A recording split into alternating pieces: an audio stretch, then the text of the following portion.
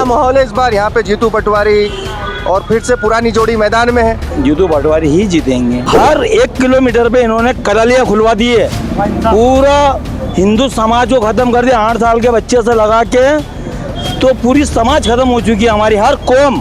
कमलनाथ सरकार की आएगी तो क्या फिर वहाँ पे क्या शराबबंदी हो जाएगी? किसी की भी वो दारू बंद होना चाहिए। पार्टी कह रही है कि हम 3000 देंगे, कोई कह रहा 1500 देंगे। एक तरफ फ्री की रेवड़ी है, दूसरी तरफ असली मुद्दे हैं। स्टैम्प पे लिख के देते हैं 25,000 से जीतू पटवारी जीतेगा, 25,000 से। 18,500 वोट से जीतने के बाद में 4,500 पे लीड आ गई। जब भी इन्होंने 50,000 से जीतने की बात करी थी, अब वो वक्त समय बताएगा कब कितने जीतेंगे। तो मैं राजनीति में कभी दबी छुपी बात नहीं करता हूँ। ये मेरे भाई मुझसे 300 से जीते थे, लेकिन इस चुनाव में 9 वोट पे आ गए। तो ये लोकतंत्र है, कभी कोई स्थायी नहीं रहता है। जिस्म तेरे सोने का हीरे मोती लाल जड़े, हम सब फौजी तेरे फेरेदार खड़े। जय राव विधानसभा के लिए एक आंदोलन ऐसा बताई जो राव के किसानों के लिए, राव के नगर के लिए, राव विधानसभा के लिए उन्होंने करा हो, या 10 काम ऐसे बताए हो जिसमें उनकी गिनती की जाए कि हाँ इनको जनता वोट दे। मतलब नमस्कार, मैं हूं भुवनेश सेंगर। तो निकल चुके हैं हम दिल लपेटा यात्रा पे।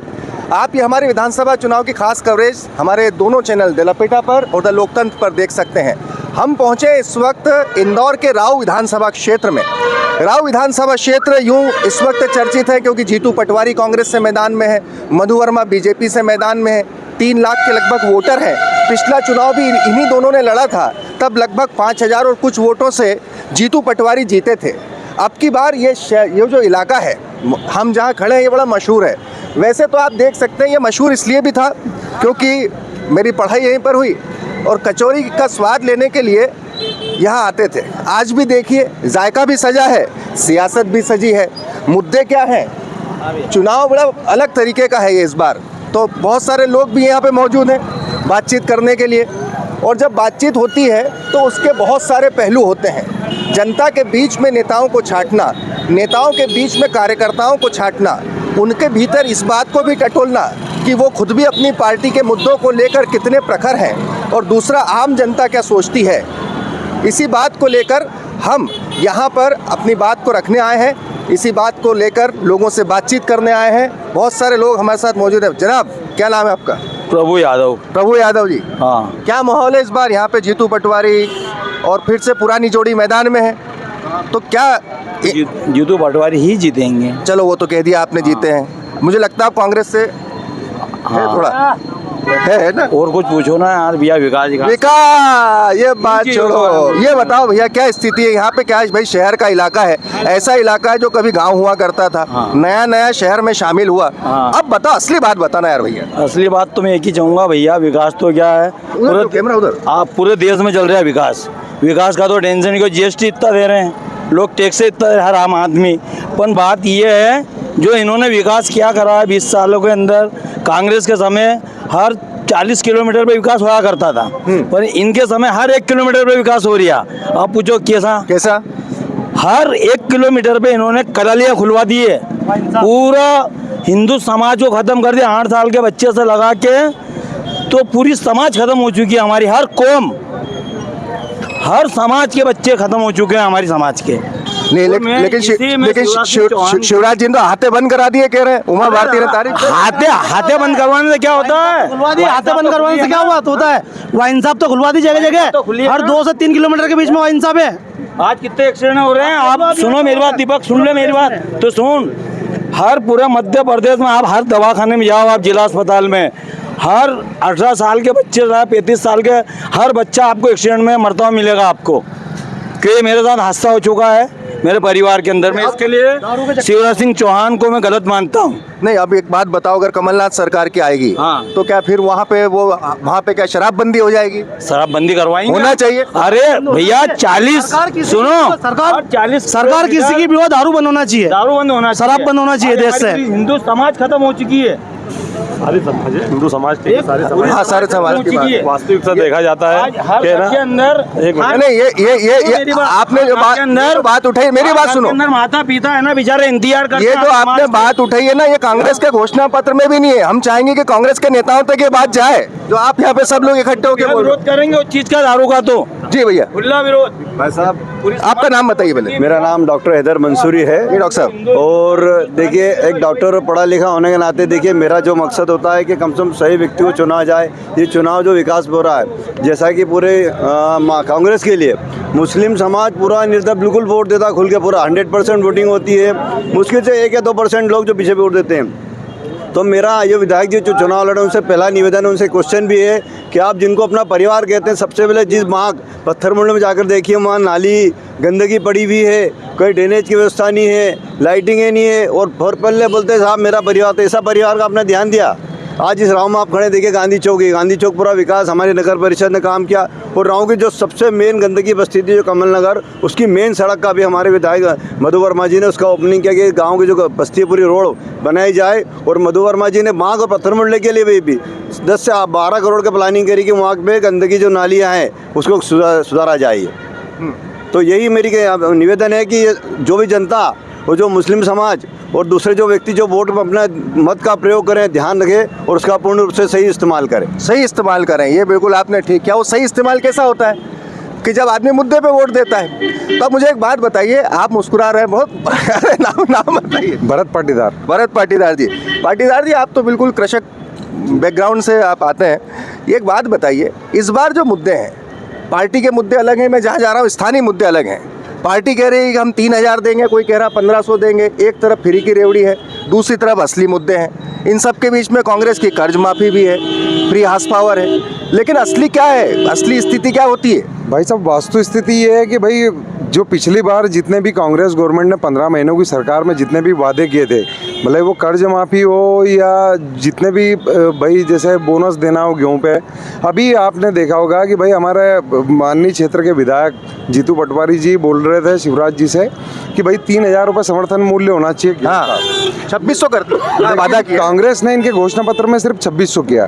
तो ये इनकी 26 से तो किया ना। कथनी करनी में अभी फर्क है ना भाई। पिछली बार इनने जो ऋण माफी की घोषणा की थी, हमारे राव में एक भी किसान ये बता दे कि भाई जिसकी ऋण माफी हुई, उल्टे लोगों को, किसानों को डिफॉल्टर घोषित कर दिया। नोटिस आ गए उनके, ब्याज भरा उन्होंने।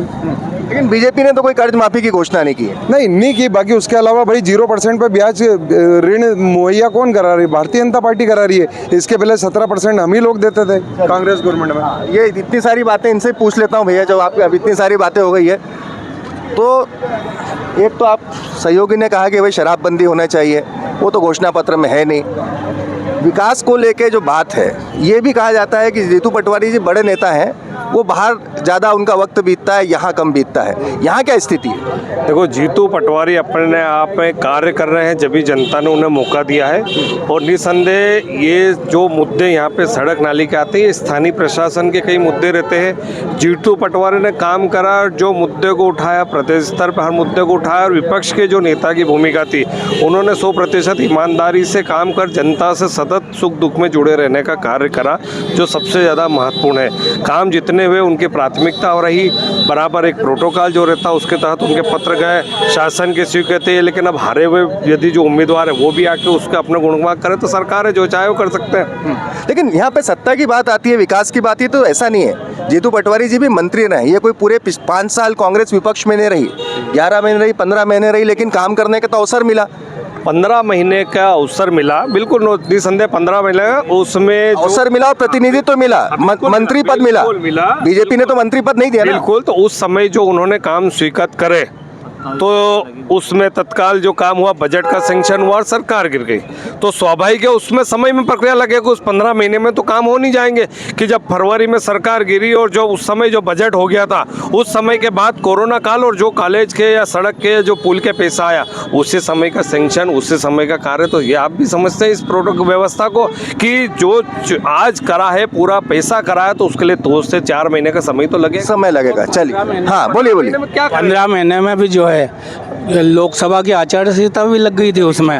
वो कमलनाथ जी बोलते हुए कि 15 में से 11 मिले। 11 ही महीने मिले ना उसमें। और उसके बाद खास मुद्दा ये है, अपन अब कुछ भी कर लो, कोई विधायक नहीं रहा, कोई कुछ भी नहीं रहा, लेकिन आप स्टैम्प पे लिख के देते हैं 25,000 से जीतू पटवारी जीतेगा, 25,000 से, या और आपको चलाना पड़ेगा इसको। ऐसा कैसे ही चलेगा? आपको ऐसा कैसे चलाना पड़ेगा? अरे ऐसे ही चलेगा, क्यों कटेगा सर? बिल्कुल। आप 25 बोलो, वो 30 बोले, उसमें क्या फर्क वो होगा? बोलने के नहीं, ये स्टैम्प पे लिख के देते हम। बहुत बढ़िया। हाँ। चलिए, लेकिन चलिए, आपने 25 की बात की, आप 30 की बात की, आप आइए। हाँ बोलिए बोलिए। भैया मैं एक नाम बताइए। हाँ, आप स्टूडेंट? मेरा नाम अभिषेक तिरोले है। अभिषेक जी। मैं राव का एक स्टूडेंट हूँ, है ना। स्टूडेंट हूँ मैं कॉम्पिटिटिव एग्जाम की मैंने तैयारी करी है। मध्य प्रदेश में 2016 से हम देख रहे हैं, इतने साले पुलिस की वैकेंसी अभी भी पेंडिंग है। बट 2016 में आई, 17 में आई, उसके बाद में 21 में निकाली और अभी 22 में निकाली, वो भी अभी पेंडिंग है। उसके बाद में घोटाले कितने हुए हैं आप देख ही रहे हो। व्यापम घोटाला कितना है, उसका नाम बदल के पीईबी कर दिया है, बट फिर भी घोटाला है। और ऐसी कंपनी को ये टेंडर दे रहे हैं जो कंपनी महाराष्ट्र में बैन है। बैन है, बिल्कुल। महाराष्ट्र में बैन है। हाँ, जो महाराष्ट्र पटवारी में- परीक्षा उसका हाँ, वो पटवारी परीक्षा उसका जीता जागता उदाहरण है। और ऐसे नेता की कॉलेज में एग्जाम दिया गया जहाँ से पांचों जो टॉपर हैं वो एक ही कॉलेज से निकाले गए हैं, और उसके बाद में उनको अपना नाम भी नहीं लिखते आ रहा है। उसके बाद में शिवराज सरकार क्या कर रहे हैं, हमारे जीतू पटवारी जी जो शिक्षा मंत्री रहे हैं, है ना, तीन जितने भी दिन उनकी सरकार रही है, उन्होंने ये मुद्दे को सबसे पहले विधानसभा में उन्होंने बोला भी था। मैं खुद कांस्टेबल की तैयारी करता था अपने ग्राउंड पे, इन भौर गुआ पे वो खुद आए थे हमारे से मिलने। नहीं बेटा, बोले आपकी जो भी समस्या हो हम आपको करेंगे, जैसे मैं मंत्री बन, जो भी हमारी सरकार आएगी तो सबसे पहले मैं इस मुद्दे को उठाऊंगा। व्यापक मुद्दे को नहीं उठाऊंगा। मतलब गुजारिश वही है कि अगली बार अगर सरकार बने, और हम चाहते हैं कि बदलाव होना चाहिए, वो पटवारी क्या नाम बताया? अभिषेक तिरोले। अभिषेक जी, ये जो आपने बात बोली है ना, ये इन तमाम बातों के बीच में वो असल मुद्दे हैं जिनके पर वोटिंग होनी चाहिए। मैं खुद जिस पटवारी परीक्षा को 12 लाख बच्चों ने दिया है, उसका नतीजा आज तक नहीं आया है और आचार संहिता लग गई है। अब मैं तुमको बताइए, मेरे परिवार का एक है ना बच्ची है, वो मेरिट करके 3 साल तैयारी करके अभी वो क्वालिफाई हुई है, बट उसको ज्वाइनिंग लेटर नहीं मिल रहा, क्योंकि कुछ लोग फर्जी परीक्षा में पास हुए, उनके वजह से जो मेहनत कर रहे बच्चे उनका भी सिलेक्शन रुका हुआ है। तो और दोनों सरकारें, हाँ, और उस बीच में सरकार कांग्रेस की भी रही, लेकिन कोई व्यापम के गुनाहगार अंदर नहीं जा पाए, कोई FIR नहीं हो पाई। जो कंपनी महाराष्ट्र की कंपनी है, महाराष्ट्र में बैन है, उसको आप यहाँ पे क्यों कर रहे हो? निष्पक्ष बिल्कुल। चलिए, हाँ दादा। अरे हाँ यार, एक बहुत देर से वेट कर रहे हैं। जय भवानी। हाँ, मेरा नाम नरेंद्र सोलंकी है। पहले तो मैं इस भूमि को प्रणाम करता हूँ जहाँ मैं पैदा हुआ हूँ। बहुत बढ़िया। मेरी माँ है, और मैं भारत माता के लिए बोलना चाहता हूँ। बिल्कुल। जय शिवाजी, जय भवानी। अच्छा, ये टी-शर्ट भी वही? हाँ। और मैं ये कहाँ से ली टी-शर्ट? ये तो मेरी दीदी ने मेरे को गिफ्ट करी। बहुत बढ़िया। और मेरी दादी माँ का आशीर्वाद है मेरे ऊपर। जय अम्बे जगदम्बे। बोलिए जल्दी। मैं भजन गाना चाहता हूँ एक। दो लाइन। क्या है भैया? सर सुनो। अरे सर जी, चल इनकी बात हो जाए, उसके बाद भजन बोलिए। हमारे कांग्रेस मित्रों ने तमाम तरह की बातें बताई। दो इनके मुद्दे पे, जैसे भैया लोग थे शराब के ठेके की बात कर रहे थे। घेरा बड़ा बना लो। शराब के ठेके में जब कमलनाथ जी की 18 महीने की सरकार सिर्फ आई थी, जब उन्होंने, हाँ ठीक है, मतलब कहने का वो दिन आप गिनो, 15 में 11। हाँ, कंसेशन दे दो यार। हाँ ठीक है, दे दिया। तो महिलाओं के लिए अलग से वाइन शॉप खुलवाए जाएंगे, घर पहुंच सेवा की जाएगी। हाँ, बोला तो हाँ बोला था ना उन्होंने। तो भैया की बात का जवाब दिया। 30 हुआ नहीं। हाँ नहीं हुआ। होएगा कैसे? जनता ने नकार दिया। वो जो भी हुआ अभी उसको बहुत सारी नाम देंगे उसको। अब मेरी बात सुनो। दूसरा, जैसे भैया ने बोला कि ये विकास होएगा ना, वो 25,000 से जीतेंगे, वो 30,000 से जीतेंगे। 18,500 वोट से जीतने के बाद में 4,500 पे लीड आ गई। जब भी इन्होंने 50,000 से जीतने की बात करी थी, अब वो वक्त समय बताएगा कब कितने जीतेंगे। तीसरी बात ये है कि जीतू पटवारी जी प्रदेश अध्यक्ष रहे और कांग्रेस के बहुत बड़े नेता है, माननी मैंने बात। तो उन्होंने सिर्फ पूरे प्रदेश में कहीं कांदे का कट्टा उठाया, कहीं लहसुन का कट्टा उठाया, इस खंबे पे चढ़े, उस खंबे पे चढ़े। रामनगर जो अपने जो राव विधानसभा है, राव विधानसभा के लिए एक आंदोलन ऐसा बताइए जो राव के किसानों के लिए, राव के नगर के लिए, राव विधानसभा के लिए उन्होंने करा हो, या 10 काम ऐसे बताए हो जिसमें उनकी गिनती की जाए कि हाँ इनको जनता वोट दे। मतलब मैं उनसे पूछूंगा, जो आपने बात बोली पूछ लूंगा। भैया का जवाब दे। बिल्कुल गाने के बाद, हाँ भैया ने जो दिया ना वो उनका जवाब। भैया हमारे साथी जो हैं भाई स्टूडेंट थे, उन्होंने आपसे तमाम तरह की शिक्षण, हाँ वो बात करी उन्होंने, हाँ। शिक्षा से संबंधित सभी बातें करी। हमारे विधायक जी शिक्षा मंत्री रहे हैं, शिक्षा वो भी तो कहा उन्होंने कोई ये थोड़ी कहा। मंत्री रहते हुए उन्होंने एक कमरा अगर यहाँ के भाई शिक्षा के लिए अगर किसी पूरे राव विधानसभा में पूरे मध्य प्रदेश में कहीं कुछ, थोड़ा रास्ता छोड़ दो भैया, थोड़ा रास्ता दे दो, उधर इधर गाड़ी निकलने दो। शिक्षा के क्षेत्र में कुछ एक आने का भी अगर काम किया हो तो वो बताए। दूसरी बात रही कि हमारे के साथीगण यहाँ बोल रहे थे कि भाई अवैध शराब का मुद्दा वाकई में बहुत भयावह है। भाई पूर्व की सरकारों ने जिस तरह से दलित, शोषित और पीड़ित समाजों के लिए काम करना था वो नहीं किया है। भाई जिन लोगों को जैसी परिस्थिति में थे उन लोगों को वैसे ही दबा के और जूते के नीचे ही दबा के रखने की कोशिशें की गई। न शिक्षा दी गई, न साधन संसाधन उपलब्ध कराया गया। लेकिन क्या होता है ना, ज्यादा 18 साल तो बीजेपी की सरकार रही, तो ये सब चीजें, तो ये सब बातें, तो सवाल तो सरकार सत्ता से पूछे जाते हैं। सवाल सत्ता से ज्यादा पूछे जाते हैं, ऐसा मेरा मानना है। वो पूछे जाने चाहिए। आपसे बाद में बात एक मिनट उस्ताद, एक मिनट बोलने दो, क्योंकि ऐसा मेरा मानना है। आप, अरे मैं तो आपसे बात कर रहा हूँ ना आपके उसमें, तो सवाल क्या सत्ता से पूछे जाने चाहिए, सभी को, आपको ही पूछने चाहिए। आप भी अपने मन में, आपके साथ अगर कुछ होगा तो आप किससे सवाल पूछोगे? सत्ता से ही पूछोगे ना। तो इसलिए वो बच्चे की जो बात थी वो दोनों पर लागू होती थी। जी मैं मानता हूँ। इसके बाद में भाई जिन बात है हमारे क्षेत्र के विकास की, तो पिछली 2 बार से विधायक रहे हमारे जीतू पटवारी जी, लेकिन क्षेत्र में राव विधानसभा का मुख्यालय हमारा रावनगर, एक विकास का एक काम अगर किया हो तो ये हमारे कांग्रेसी मित्र। चलिए अभी हो गया कांग्रेस गाना, अभी गाना आखिरी में प्रॉमिस, गाना आखिरी में।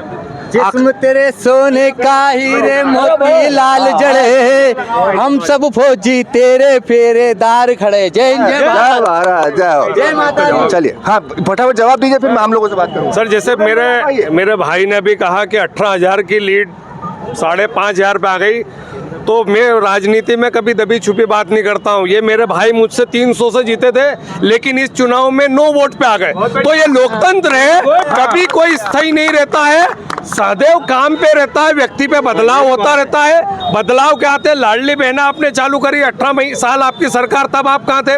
आखिरी 6 महीने में क्यों याद आई? जबकि मध्य प्रदेश में सबसे ज्यादा नारी उत्पीड़न प्रताड़ना के मामले में आज भी भारत में टॉप पे मध्य प्रदेश बना हुआ। पर देना चाहिए, नहीं देना चाहिए? बिल्कुल दे दी, अच्छी बात है, लेकिन जो नियम मापदंड उसके बने थे क्या उस पे खरे उतरे हैं? उस सूची को और एक थी कर्ज माफी वाली, तो वो राउत सोसाइटी में जाके देख ले कि कितने करोड़ रुपए माफ हुए और कितने भारतीय जनता पार्टी के नेताओं ने उसका लाभ उठाया। सीधी सवाल चैलेंज के साथ। आपके नेता भी लिस्ट सार्वजनिक करना चाहिए ना, आप लोगों को भी करना चाहिए, वोट बताते नहीं है। आइए चलिए एक बात बताइए, तो बहुत हो गई, कांग्रेस बीजेपी हो गई एकदम बिल्कुल गर्मा गर्म हो गया मामला, जो कचोरी जैसा गर्मा गर्म हो गया। क्या है गणित, क्या है यहाँ का? देखिए योगेश भाई वरिष्ठ पत्रकार है, हमारे सहयोगी हैं। गुजरात से टीम आई थी पहले, कुछ समय पहले उन्होंने सर्वे किया था। उस आधार पर जो मधु वर्मा को टिकट दिया गया है वो बहुत सोच समझ के दिया गया। भारतीय जनता पार्टी के प्रत्याशी को, हारे हुए प्रत्याशी को वापस से इसी क्षेत्र से उतारना एक बड़ा निर्णय है। जीतू पटवारी वाली बात करें, लेकिन योगेश भाई मैं जो सुन रहा था कि भीतरघात की भी बीजेपी में नाखुश भी बहुत थे, बीजेपी में बहुत सारे नेता तैयारी कर रहे थे इस बार, क्योंकि पिछली बार मधु वर्मा हार चुके थे, उनको लगता था कि अब की बार हमें टिकट मिलेगा। ऐसे में बीजेपी के पास ये सब बहुत सारे असंतुष्टों की भी जमात हो सकती है। देखिए भारतीय जनता पार्टी में जो है, जो नेतृत्व है वो उसके आधार पर चुनाव लड़ा जाता है, और कहीं ना कहीं जो असंतुष्ट है वो इस चीज़ को मानते हैं कि अगर सरकार बनती है तो उनका कद बढ़ेगा ही। अगर वो असंतुष्ट होते हैं, अगर वो पार्टी के भीतर घात के अंदर काम करते हैं, बगावत करके काम करते हैं, तो उनको पता है उनका भविष्य खत्म हो जाएगा। तो कहीं ना कहीं वो सरेंडर है, जो टिकट के दावेदार थे वो सरेंडर है और मान के चल रहे हैं कि मधु वर्मा को जिताना है, विजयी बनाना, क्योंकि भारतीय जनता पार्टी की सरकार बनाना। कांग्रेस की बात करें तो विकास के काम को लेकर जो जीतू पटवारी है वो कहीं ना कहीं जो कम उनका आंका जा रहा है कि विकास के काम उतने नहीं हुए जितना होना चाहिए थे। लेकिन कांटेक्ट बहुत है उनका, वो सुबह से घूमते हैं साइकिल पे, वीडियो देखता रहता हूँ। पब्लिक का जो उनका इंटरेक्शन है, सामान्य आदमी सुबह 6 बजे निकल जाते, किसी के घर में बैठ जाते, चाय पी लेते हैं, किसी के होटल में बैठ जाते, बात कर लेते हैं, होटल में चाय बना। एक बात बताओ, ये वोटिंग होगी किस पे? ये स्थानीय मुद्दों पर होगी कि लाडली बहना पे होगी कि राम मंदिर का होने वाला है? क्योंकि मैं बीजेपी के पोस्टर देख रहा हूँ, उसमें राम मंदिर भी है, महाकाल लोक भी है, उसमें लाडली बहना भी है। कांग्रेस के इसमें 1500 रुपये भी है, बच्चों को 12वीं तक के बच्चों को 1500 रुपये देना है। तो ये होगा किस पर? ये नरेंद्र मोदी का जो लीडरशिप है ना, उस पर बहुत हद तक ये डिपेंड करता है। बहुत हद तक लोग नरेंद्र मोदी के नेतृत्व को मानकर ही बीजेपी को वोट कर रहे हैं। स्थानीय मुद्दे जो है, वो स्थानीय मुद्दे को लेकर ज़्यादा विषय है इस समय मुझे दिखाई नहीं दे रहा। मैं कई लोगों से मिला हूँ, लाडली बहना वाली बात करें तो हमने कई महिलाओं से बस में ही बात करी, कई लोगों से मिले तो उन्होंने कहा कि जो लाडली बहना का पैसा, वो हमारा पैसा हमारे पास ही आ रहा है। मेरे आगे जो बैठे हैं सज्जन, उनको भले ही ना मिल रहा, उन्हीं का पैसा मेरे पास आ रहा है। तो कुल मिलाकर जो जनता का पैसा है वही जनता में बांटा जा रहा है। लाडली बहना का जो 1000 रुपये आ रहा, बोले खर्चे बढ़ गए हैं, महंगाई बढ़ गई, तो जो 1000 रुपये आ रहा है वो महंगाई बढ़ने के बाद आ रहा है, तो क्या फ़र्क पड़ा उसमें? कितना असर आया? कोई असर नहीं आया। बोले तो पिछली बार यहाँ पे 5700 वोटों की हार जीत थी, इस बार भी ऐसी कांटा पकड़े? इस बार अंतर और थोड़ा सा कम होगा, मुझे ऐसा दिखाई दे रहा है कि और अंतर कम होगा। बगैर लहर के। अच्छा, ये इनमें सब में किसी ने शिवराज सिंह जी का नाम नहीं लिया कि मामा तो आएगा? यार ये बड़ी गलत बात है। आप में से इतनी देर की बातचीत हो गई, शिवराज सिंह जी का नाम नहीं लिया जाए। मामा आएंगे, जरूर आएंगे मामा। आखिरी में मैंने याद दिलाया यार, ये तो ठीक है, मामा को आना ही हो तो ठीक से। तो सबसे ज्यादा वक्त देखिए, एक बात जो बोल रहे थे कि अभी विधायक जी साइकिलें घूमते, सर उनका नैतिक दायित्व है, कोई किसी पे एहसान नहीं करते हैं, वो विधायक है, उनका नैतिक दायित्व बनता अपनी जनता से मिलना। लेकिन एक बात जो है मेन के, उन्होंने इन 10 सालों में विकास क्या करा?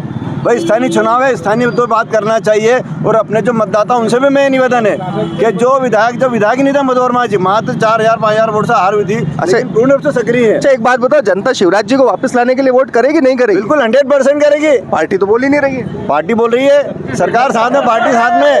देखो ये जो बातें हैं सब हो जाएगी, लेकिन शिवराज जी के नेतृत्व में चुनाव लड़ा जा रहा है और मधु वर्मा जी शिवराज जी के नेतृत्व में सरकार बनेगी, वो मंत्री बनेंगे यहाँ से, और कम से कम 25,000 वोटों चुनाव जीतेंगे। चलिए साहब, बहुत बहुत धन्यवाद आप सबका, आप हमारे साथ जुड़े। अब मैं थोड़ा आगे बढ़ता हूँ, लोगों से बात करता हूँ। बहुत बहुत धन्यवाद। तो यहाँ पर जो गर्मा गर्म बहस हुई, इसका जो वो था, ये देखिए साहब, बिल्कुल आपको ये राहु का जो वो दिखेगा, और वो झन्ना।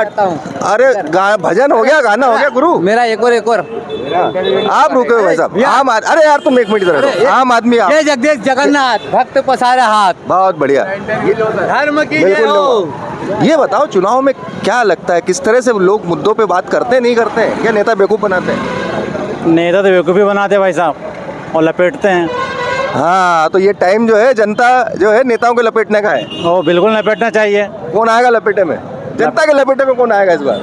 जनता को लपेटे में जब देखो कांग्रेस के आने की उम्मीद लग रही है, तो पाटीदार जी आएंगे और क्या। अच्छा, हाँ भैया, हमारी छत फूटी थी, मोदी जी ने, पहला हम यूँ हो गए थे बिल्कुल गुल्ली मुल्ली, मोदी जी ने छत डलवाई, हमारा भी इंच गरीब इंसान का 56 इंच का कर दिया। उसके बाद महाराष्ट्र में रिक्शा ड्राइवर को मुख्यमंत्री बना दिया, तो हम जैसे गरीबों को महामंत्री मोदी जी बनाएंगे, और देश महामंत्री बनाएंगे। देश में लड़ाई झगड़ा खत्म करने वाले मोदी जी है। बहुत बढ़िया। तो ये सब ये हमने देखा। अरे क्या बात है, नाम बताइए। अशोक ठाकुर। अशोक भैया ठाकुर साहब, हाँ। क्या स्थिति है? तो हमने वो कांग्रेस बीजेपी के लोग वो अपनी अपनी बातें करते हैं, आम जनता क्या सोचती है? सर जनता तो जो सोचती है वो सोचती है, बाकी मोदी जी को लाने के लिए जी जाने को लगा देंगे। तो मोदी जी का तो विधान लोकसभा का चुनाव है ना, लोकसभा का, बाकी सिर्फ मोदी जी को देख के ही वोट करेंगे। ऐसा? हाँ, शिवराज जी को नहीं? शिवराज जी को तो देख के, कैलाश कैलाश जी को देख के नहीं, मोदी जी को देख के। नरेंद्र सिंह तोमर नहीं, प्रहलाद पटेल नहीं, तो मोदी जी तो प्रधानमंत्री है ना? वो प्रधानमंत्री है मोदी जी, बाकी सिर्फ मोदी जी को देख के ही वोट डाला जाएंगे। ऐसा? हाँ। चलिए साहब, बहुत बहुत धन्यवाद भैया। आपने देखा लोगों की किस तरीके से जो विचार हैं वो किस तरीके से निकलते हैं। दोनों पार्टी, उनके दल, उनके अपने अपने दावे, इन सब के बीच में जनता के मुद्दे, और जनता के मुद्दों में जब हम टटोलने की कोशिश करते हैं। सर नमस्कार, मेरा नाम भुवनेश है, आपका नाम? सुनील जाट। सुनील भाई, नेतागिरी से अलग हटकर थोड़ी आम आदमी की बात बताओ। नेतागिरी से हटके क्या है वाकई में, क्या स्थिति है इस बार? इस बार परिवर्तन की इच्छा है सर हर आदमी की, क्योंकि हर आदमी महंगाई वाले से जूझ रहा है। हर आदमी घर खर्चा चला नहीं पा रहा है, हर चीज़ में महंगाई बढ़ा हो चुका है। तो इस बार परिवर्तन की इच्छा है, इस बार कांग्रेस के लाने की हर आदमी की इच्छा है। अच्छा, यानी आपके हिसाब से परिवर्तन हो सकता है। चलिए चलिए साहब, आइए थोड़ा और। यार आपका वोट हो गया गुरु। अरे प्लीज लास्ट। जी दादा, आइए दादा, क्या बात है, वाह साहब। दादा आप तो बिल्कुल भक्ति, पूरा भक्ति का संसार है आपकी दुकान पर। तो ये आप इस बार ये सब देवताओं का आशीर्वाद आपके हिसाब से किसको मिलेगा? बीजेपी को। ऐसा? बीजेपी ने बहुत कुछ किया ना सर। लोग परिवर्तन की बात कर रहे हैं, महंगाई कोई मुद्दा नहीं है? इससे कोई मुद्दा नहीं सर। आपके हिसाब से रोज मौन कुछ नहीं है सर। ये जो है ना, ये मौन जो है ना, ये खूबसूरती है साहब प्रजातंत्र की। और इस बार जनता जो है वो मौन है, और जनता का जो मौन है वही दरअसल लोकतंत्र में, या फिर हम चुनाव की जब बात करते हैं तो जो घबराता है ना कैंडिडेट, वो जनता के मौन से घबराता है। बहरहाल हमने राऊ विधानसभा सीट में जायज़ा लिया, ये सिलसिला जारी रहेगा। पूरे मध्य प्रदेश की यात्रा पर है, दिल लपेटा यात्रा। आप इसे हमारे दोनों चैनल दिल लपेटा पर और लोकतंत्र पर देख सकते हैं। ये यात्रा लगातार जारी रहेगी, और आपसे गुजारिश है कि अभी तक नहीं जुड़े हैं तो आप हमारे चैनल को सब्सक्राइब करें, लाइक करें, शेयर करें। एजेंडे से हटकर आम जनता की आवाज़ आप तक पहुंचाना, मुद्दों को टटोलना, ईमानदारी से आप तक रखना द लपेटा और द लोकतंत्र पर लगातार जारी रहेगा। गुजारिश है चैनल को सब्सक्राइब करें, लाइक